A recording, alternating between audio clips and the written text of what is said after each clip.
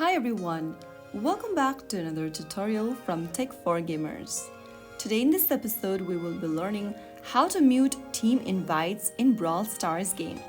If you're tired of constant team invites disrupting your gameplay in Brawl Stars, then you can easily mute them and enjoy uninterrupted matches. To do so, first of all, open up Brawl Stars app on your device and from the home page, click on the three horizontal menu button at the top right corner.